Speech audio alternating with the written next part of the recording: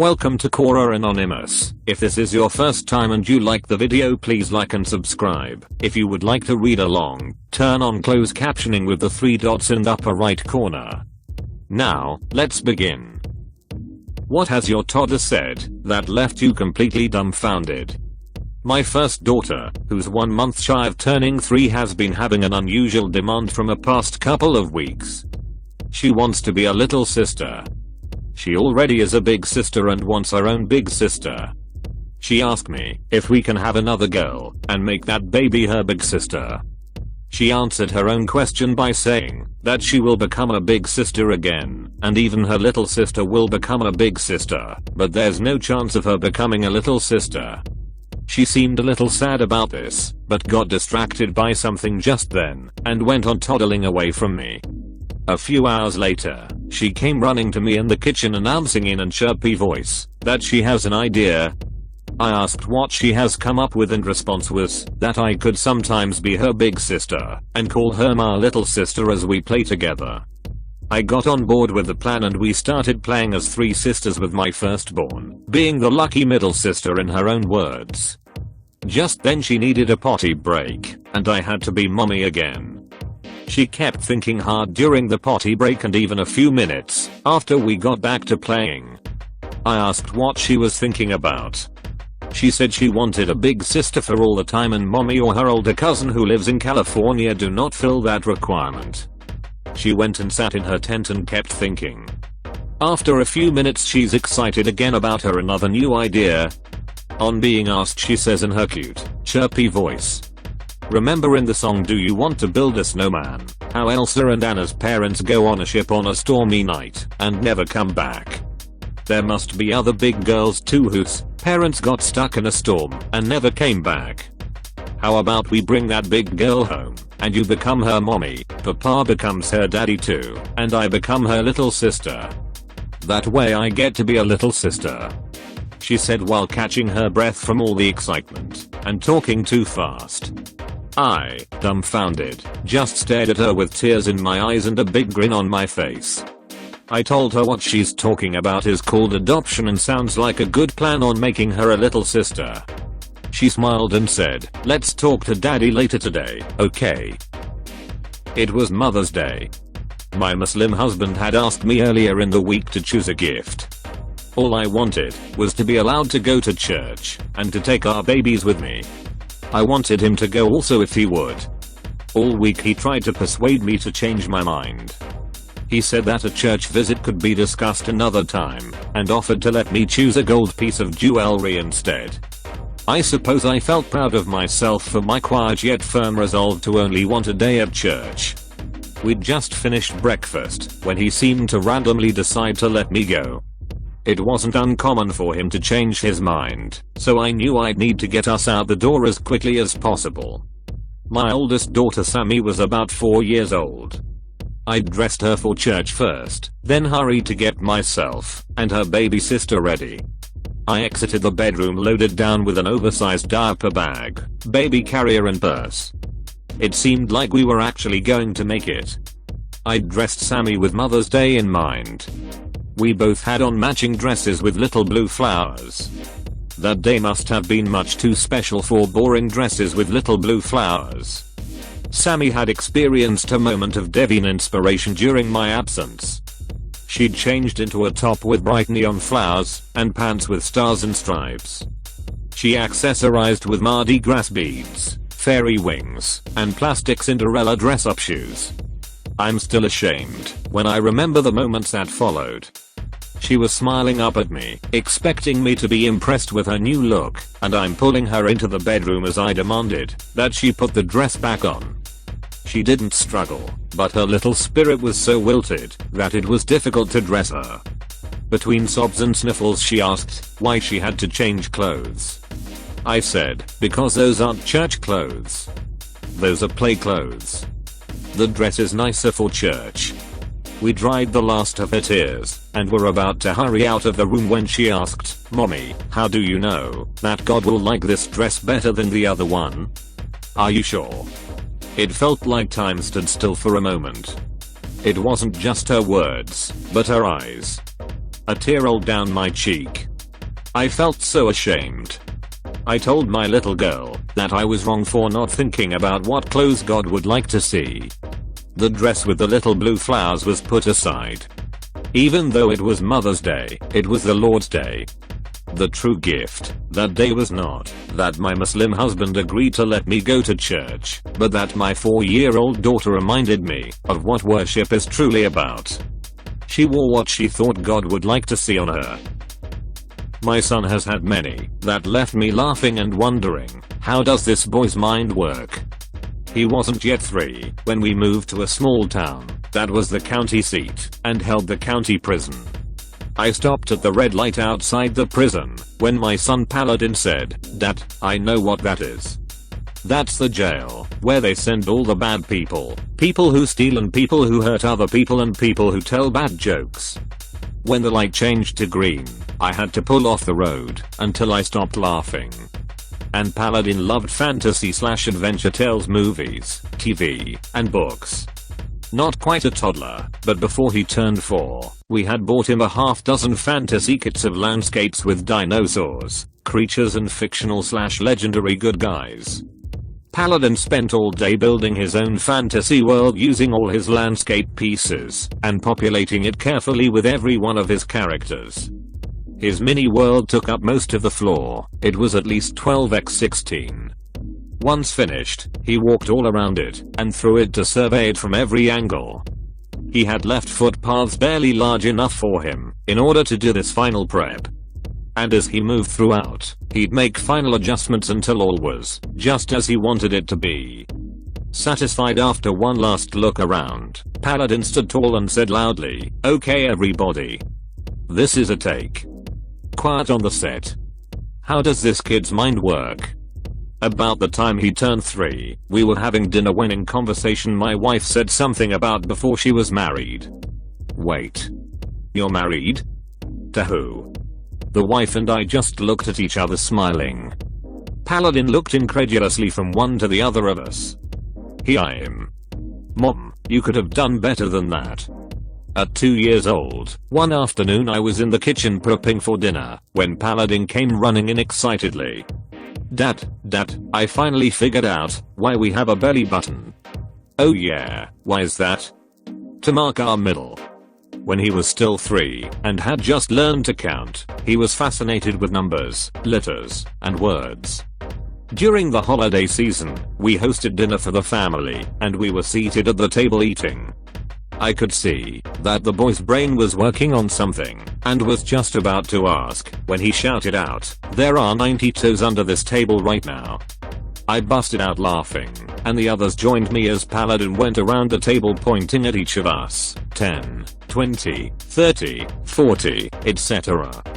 Paladin is 16 now and still witty as hell, coming up with one-liners and absurdities from time to time.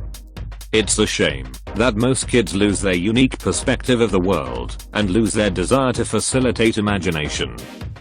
My eldest daughter was a master at these moments that left me, at times, unable to respond for a few beats. The ones that immediately come to mind. Checking out at the grocery store, and she tells the cashier my mom is addicted to Coke. OMG. I realized then I should have referred to it as Coca-Cola. At the checkout, again, where I had picked up a bottle of this alcohol called Tequila, SP, for my husband, we maybe had 2 drinks a year, she says is daddy gonna get drunk again? Seriously, again? No matter how you answer that, you're going to look like you're married to an alcoholic. Pushing her through the crowded grocery store, "There's a theme here," she says, "is daddy gonna feed me tonight?" Which, of course, she meant actually spoon food into her mouth. But, luckily she was a chubby baby, so I didn't get a visit from CPS. We had found a parakeet in our front yard, and we went to the store and bought a cage and food to keep it until we found its owner, and I told her not to put her fingers through the cage because it could bite her. I come around the corner and into the living room and see her yank her hand back. I asked her, "What did you do?" and she responds, "What did you see?" Great moments that make me laugh every time they come to mind. My sister was pregnant with her second child and her daughter was nearly 3 years old, so she required an explanation of what was going happen when mommy had the baby. She explained carefully for months that there was a baby in mommy's tummy, and when it was ready mommy and daddy were going to go to the hospital and mommy was going push the baby out. She understood and could recite the plan when prompted. She knew. The fateful day comes, and she stays with her grandmother for the night and we get dressed to go visit her new brother. She's thrilled and can't wait to meet him. We stopped by the florist and bought flowers, and she was proud as can be to be carrying them through the hospital.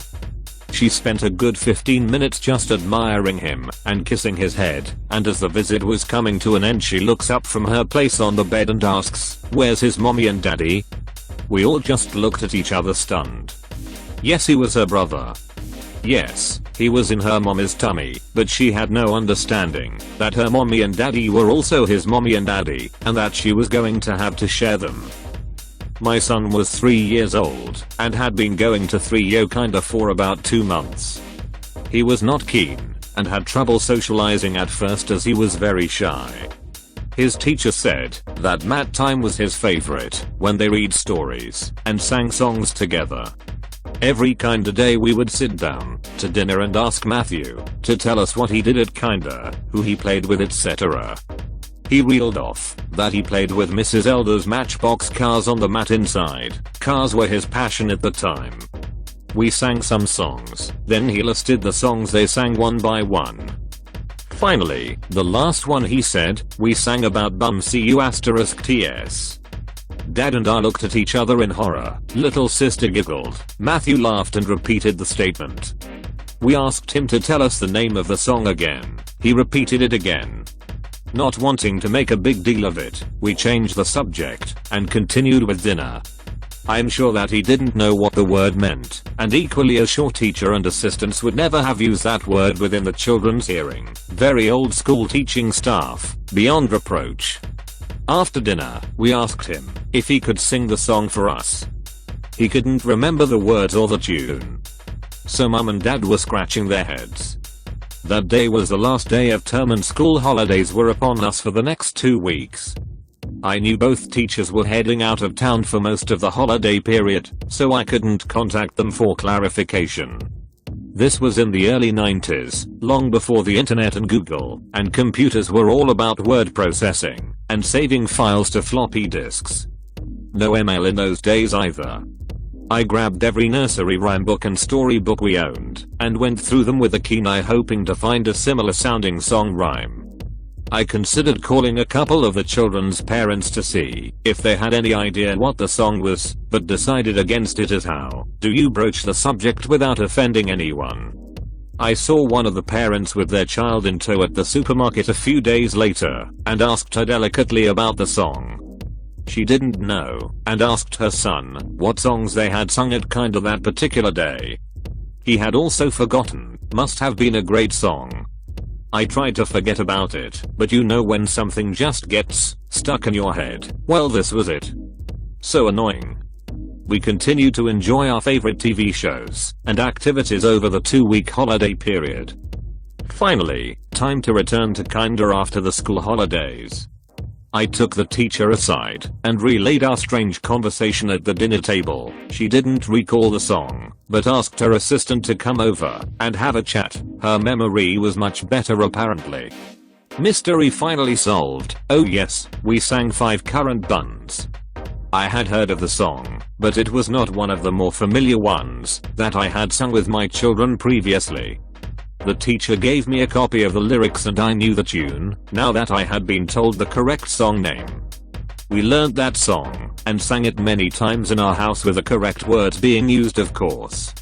Still, my son is now 30-yo, and it is still a family joke about the time Matthew told us about a song called Bumsy ********. Just goes to show how the innocence and learning of our young children can become like a game of Chinese whispers. Since that time, when I hear children telling me a story and it doesn't make sense, think outside of the box. As an aside, my ex-husband went to check on our 4-yo daughter in the middle of the night as he thought he could hear her talking. The nightlight was on in the hallway he crept in, and she sat bolt upright in bed, eyes wide open, and pointing to nowhere in particular, and said, "Don't forget the line on the thingy," and laid straight back down again. Dad said, "What is the line on the thingy, Nicole?" She rolled over, eyes closed this time, and replied, "You know, the line on the thingy." Dad said, "What line and what thingy?" Nicole said with eyes still closed, "Oh, you know," in an exasperated voice. Dad, "Okay, Bob night, sleep tight." No reply. The next morning Dad asked her about it, but she knew nothing about it, didn't remember a single thing about it. Even got quite angry at Dad for making up stories and trying to trick her. When getting together for family occasions and talking about childhood memories, the line on the thingy incident always rates a mention.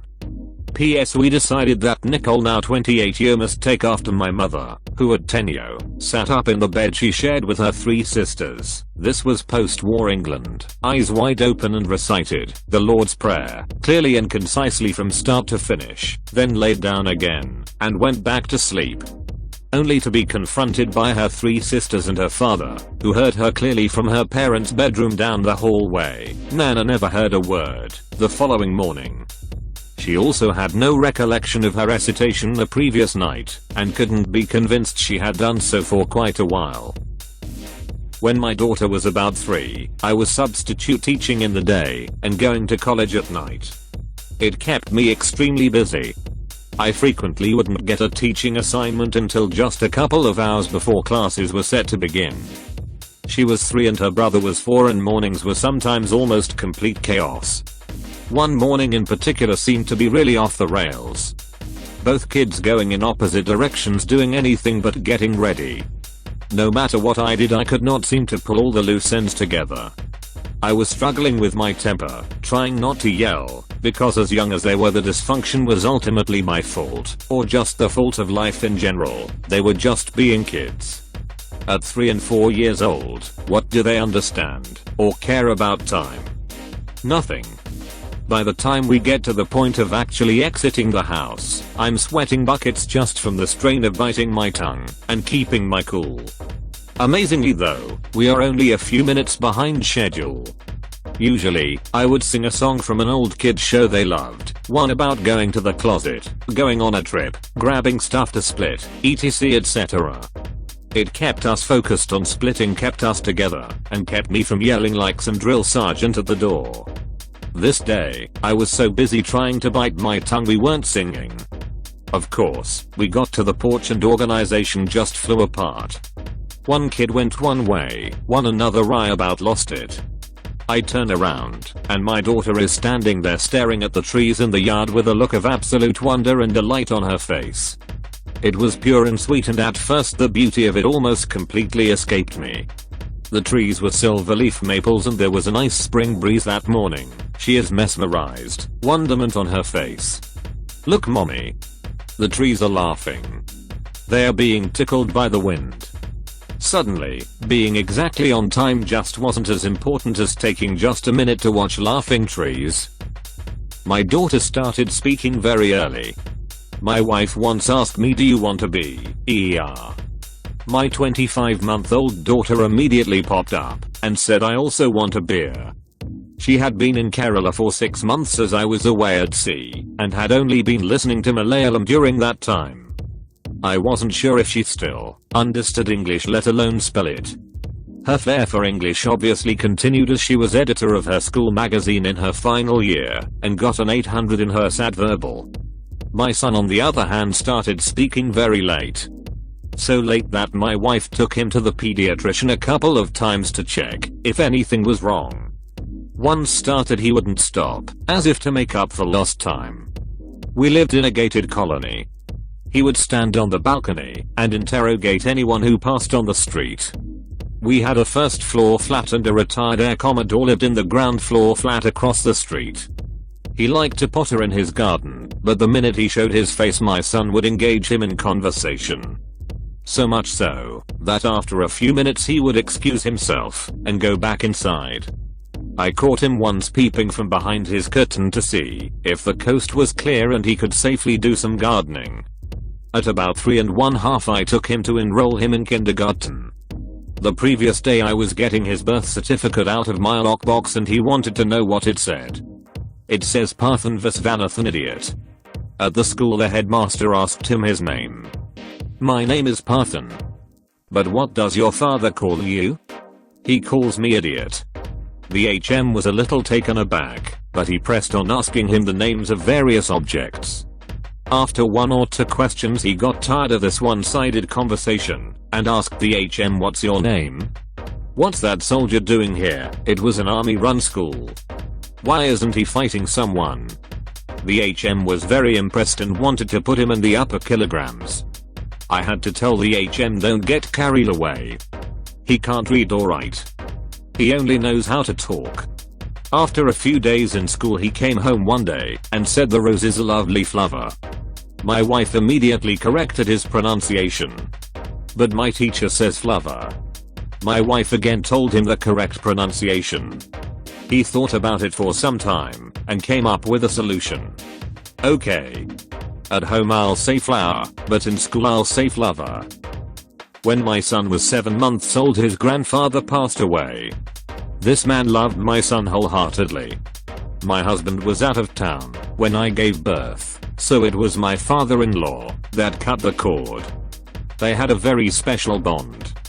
At 7 months my son wasn't talking yet, so his grandfather never got to hear him say grandpa, and he was a late bloomer with using his words, not really talking till around 2½ years old. One night, my son was playing with toys on the floor next to the closet in my room, where my father-in-law's ashes were kept, not out of disrespect, but because my son was a climber and I didn't want him to get a hold of them. Anyway, he was playing, and somehow the closet door came open about 6 inches.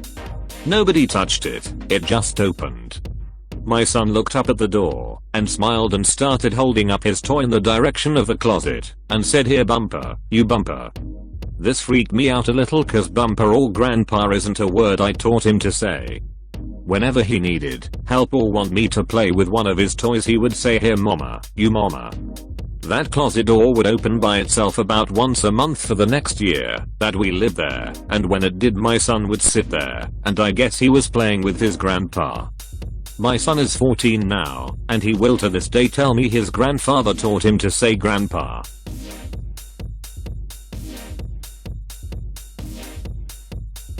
If you made it this far, you owe it to yourself to subscribe.